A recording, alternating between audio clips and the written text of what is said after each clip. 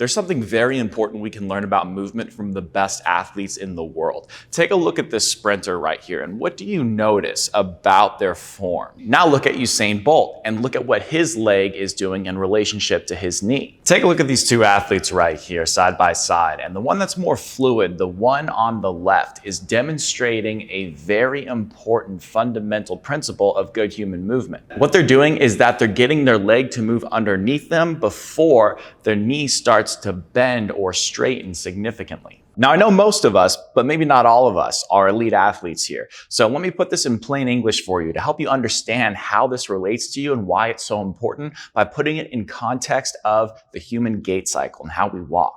As we take a step forward with one leg, that leg now becomes our stance leg because we shift more body weight onto that side. As we bring that leg underneath us, as we shift to that side more and more, that is referred to as hip extension. And as that leg comes underneath us, the knee should remain slightly bent. The knee only fully extends and locks out after we've achieved the ability for the knee to get underneath the hip as a whole. This is hip extension. This sequential hip extension and the knee extension allows us to then cycle that leg through to restart the process again. If I lock out my knee too early, then I still have to find a way to extend my hip and get my leg behind me. And the only way I can really do that is to push my pelvis forward in space, and that is low back extension as a substitution for what should be hip extension.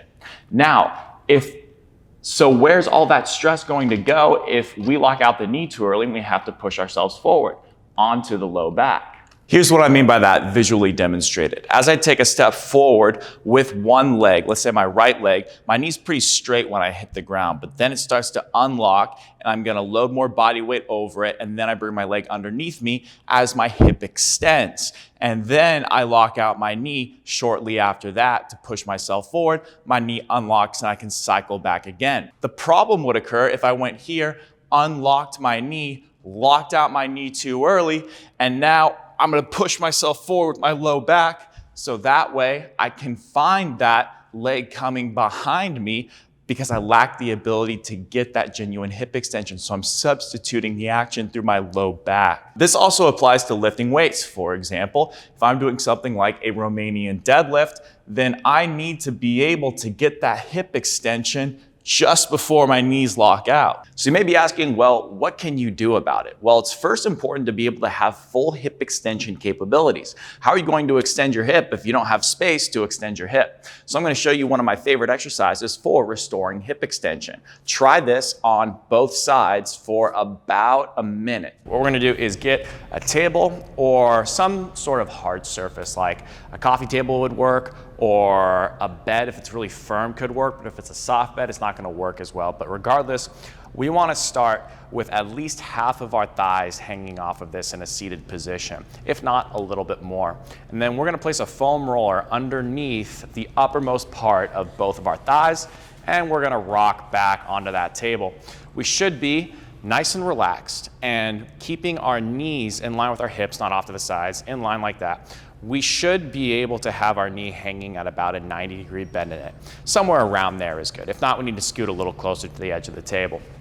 So Trevor should be able to be in this position and feel his low back flat and relax on the table. Now he is going to just pick one leg up and bring it to the point where the knee is pointing directly at the ceiling at a 90-degree angle.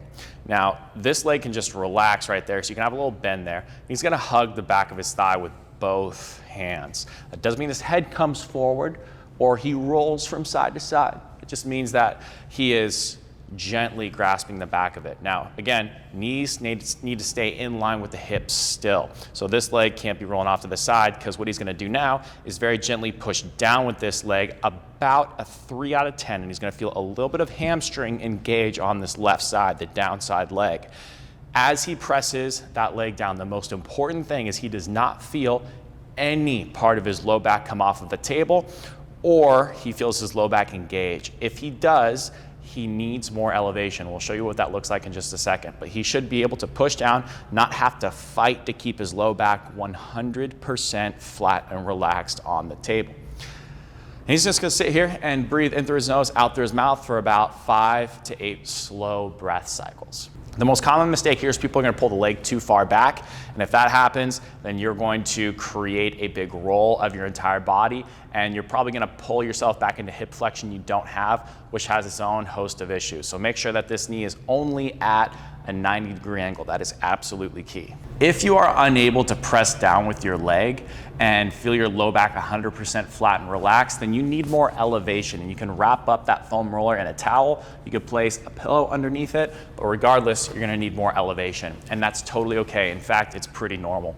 Just make sure that, again, the knee stays in line with the hip, because the more elevation you have, the more tendency you will have to roll that leg out. So keep it in line, pull this leg back only to 90 degrees, and now push down. You should be able to find that hamstring on that downside leg and still relax with the low back and chill and breathe. The other thing to watch out for here is make sure that the lower part of this leg is relaxed. People will have the tendency to tense everything up really hard. So just make sure you're nice and relaxed everywhere besides the gentle pressure of this leg going down into that support. A nice dynamic progression from this would be the following exercise. I got to give credit to a physical therapist named Dave O'Sullivan for this one. This is a really great exercise called the soleus slouch or run. So to set up for this, we've got a towel, and this towel is folded over a couple of times, so it's maybe about a ½ inch to 1 inch thick, depending on what you're looking for here. And we're just gonna use this as a reference for our midfoot. So Trevor, I'm gonna have you take one step onto there. Yep, so he's got his forefoot, the front half of his foot is now on this towel here. So he's gonna support his weight on his forefoot here. And he is going to keep a little kickstand in the back with that left side there. So it's really important that we stay on our forefoot in this activity. We don't wanna go too far on the toes.